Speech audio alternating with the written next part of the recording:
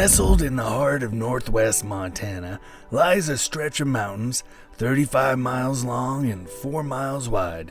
These mountains are one of the last untamed areas in the lower 48 states. With 94,000 acres of rugged terrain, dense forest, and hidden trails, adventure awaits. This is the Cabinet Mountains Wilderness. And these mountains, well, they're my playground.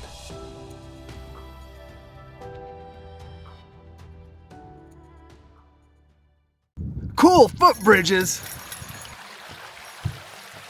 Beautiful meadows. An old miner's cabin.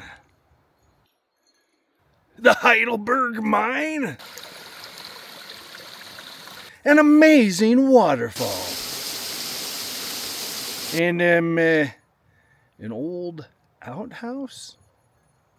Please, please. Whoa, please. That means we can only be at one place. Rock Lake, everybody. Hey, everybody out there in YouTube wasteland, it's your good old pal Jess, and we are HYOH-WU! Hike your own hike with us. Today we are at Rock Lake, but this is not our destination. If you want to learn more about Rock Lake, click somewhere in the link up here. Our destination is way back yonder at the end of Rock Lake. Another 2,000 foot of elevation gain to some lakes called Libby Lakes. No matter how many times I've been to Rock Lake, the wind always doth blow. Every time. And it's gonna be worse once we get up top.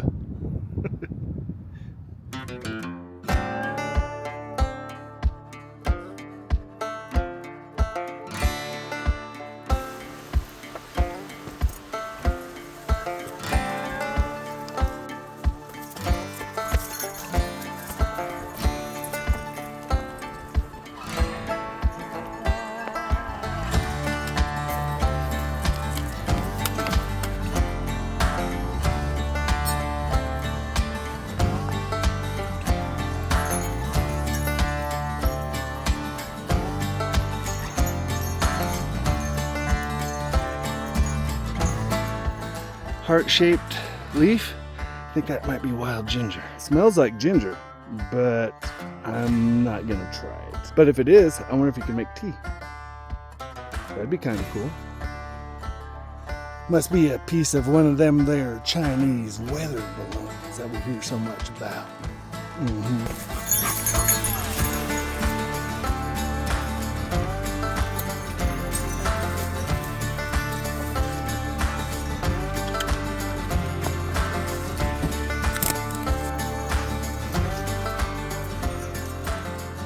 The wind's picking up. The sky's just got super, super dark. This could be bad. This could be very bad.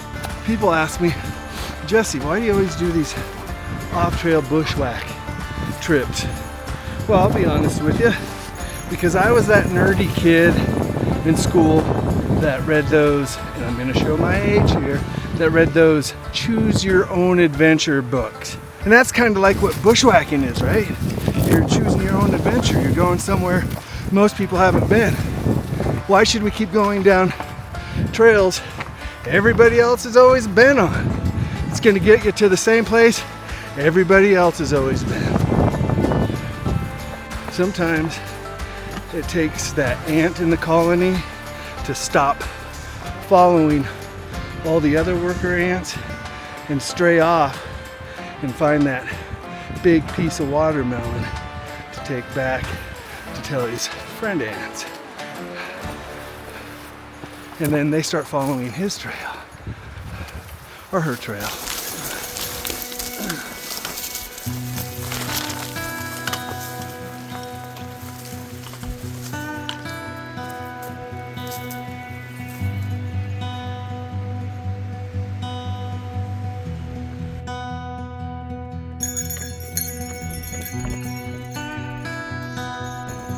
Yep,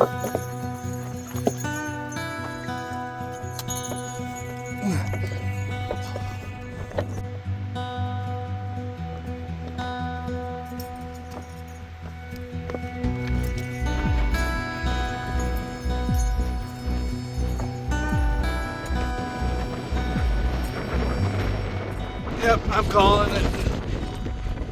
I'll try next weekend. Screw it. I'm gonna go up 2,000 more feet. Miserable.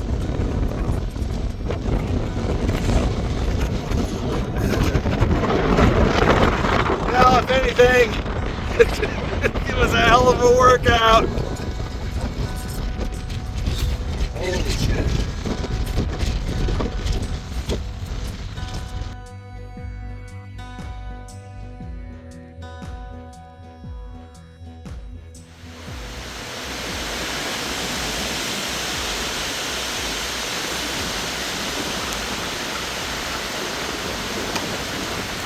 Up, Blitz.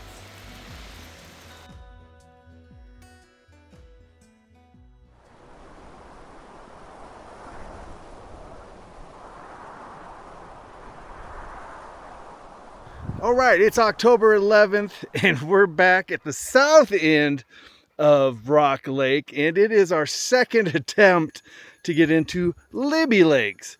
And we are trying to beat the wind today. I went on to the Wind Atlas and checked out to see what the average wind speed is through Rock Lake around this time of the year. And much to my surprise, the average wind speed through this area is around 17 miles per hour. So today I am just trying to truck up this drainage, maybe it's a fault line behind me, and then get up into Libby Lakes.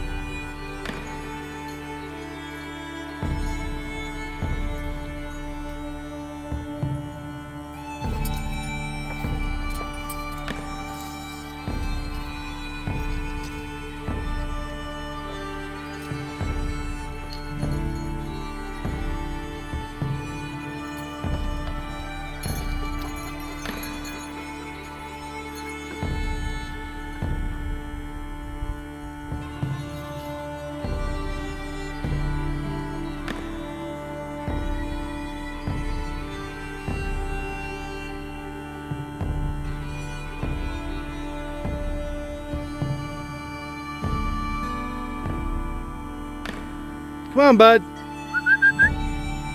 You've done this before. You can do this. I believe in you, bud. It is now 2 p.m. Blitz doesn't want to come up this shale embankment for some reason. He's done shale before. It's never bothered him before.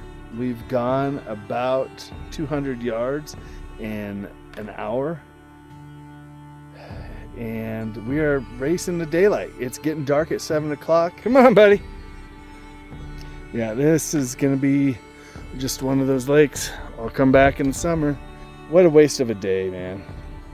Well, I mean, I got to spend it with Blitz and be outside, but I didn't make my goal. But I did get to see some pretty fall orange colors, so that was good. Just disappointed in myself. All right, see you guys in the summertime. Good job, Blitz. All right, it's 2025. Blitz and I have made it up the scramble that he didn't want to come up last year.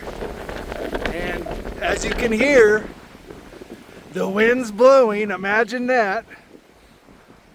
All right, let's do this. Third attempt is the best attempt. We got to do it today. All right, Blitz, let's go.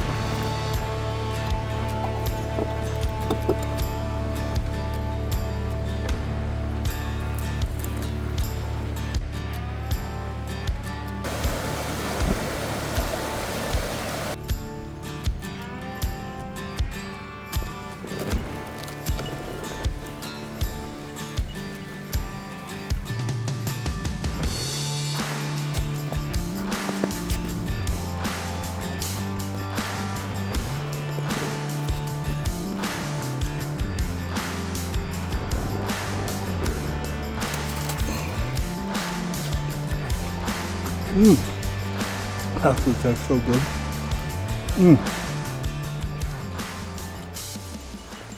So we are about 450 yards from St. Paul Pass. We're gonna hit the pass, start going up, hit the ridgeline, and it looks like on Google Earth there's a trail from St. Paul Pass over across the ridgeline into Libby Lakes. But I'm been doing this long enough to know that things look sometimes a lot different in person than it does on Google Earth.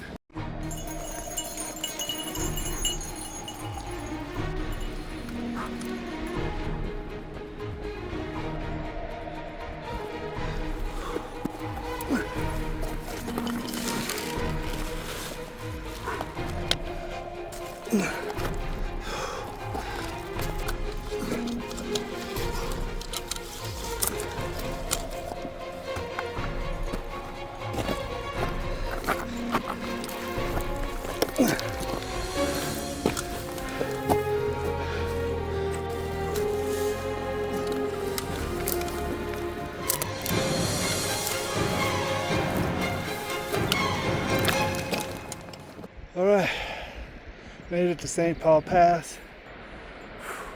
Time to start working up towards the ridge line, start crossing over.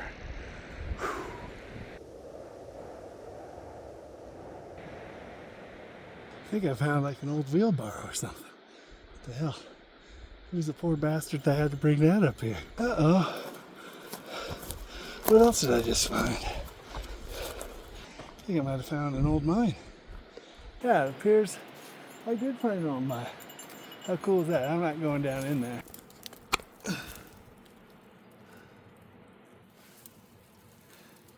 They must have been following this big old quartz vein.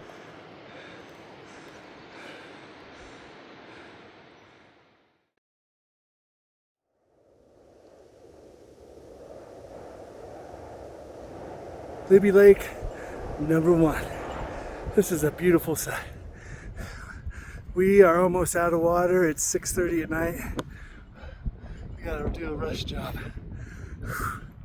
We gotta get down to the second lake. There's actually 3. We're gonna try to stay at the lake lower than this. All right, we got a boogie.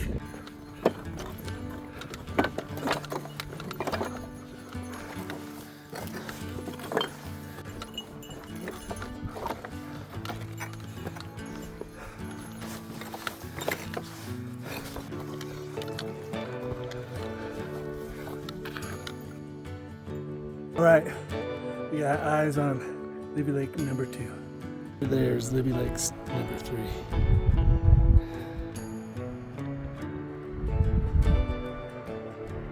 What Blitz and I have decided to do is go ahead and make camp right up here on top of the ridge, because there's actually snow going all the way down to the lake, and I'm looking around, I'm not seeing that I'm guaranteed a camp spot. I found a place here to where I can clean up a little bit and I can get the hammock hung.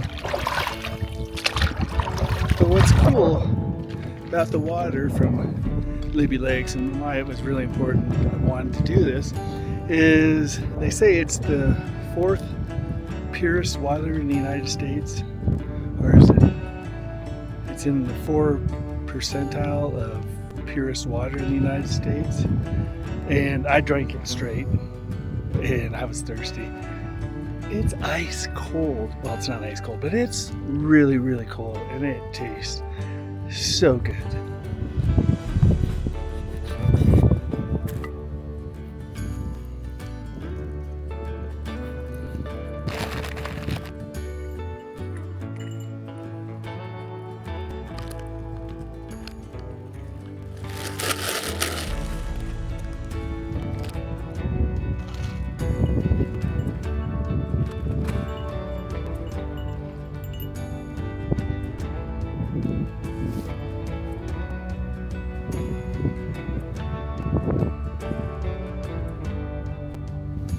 This is awesome.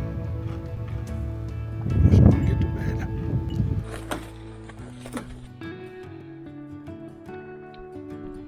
Fourth or fifth try, no ding dong. You win some, you lose a lot. There's right there, that beautiful sunset. One of the many reasons why we do this.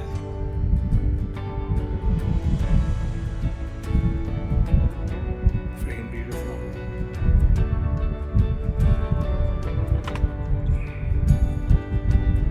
St. Paul Peak. And back there you can kind of even see Chicago Peak, the diacemus of Chicago Peak.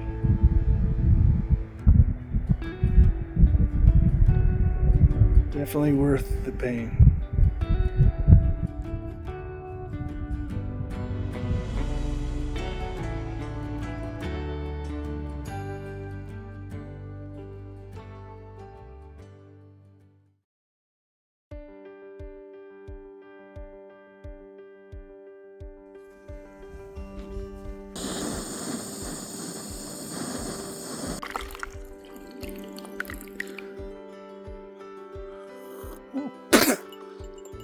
That's damn good coffee.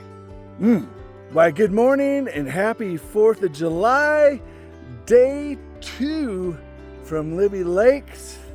And just think, this time last year, I was bushwhacking my way into Camp Creek Lakes. So we're just gonna have a little coffee this morning, a little breakfast, quick pack up, and get out. It is 6:30 a.m. So it'll be interesting going out because that last part of the ascent in from St. Paul Pass was mainly bear grass.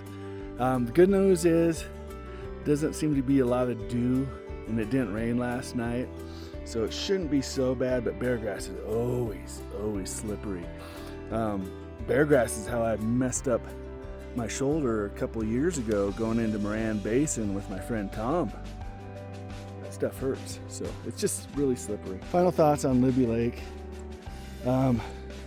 Pack your lunch.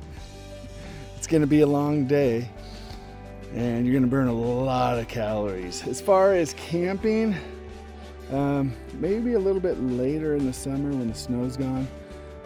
It looks like there might be a couple of bear patches down at Libby Lakes number 2 that you could camp at in a tent.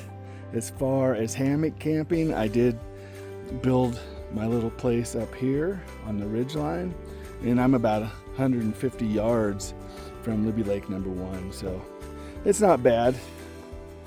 You definitely can do it, but it's not going to be the best situation. You're going to have to build a fire ring. So beautiful though, definitely worth it, and definitely to come and drink the water.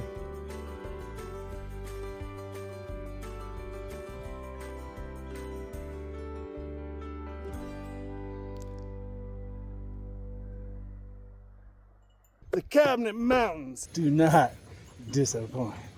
Kicked my ass.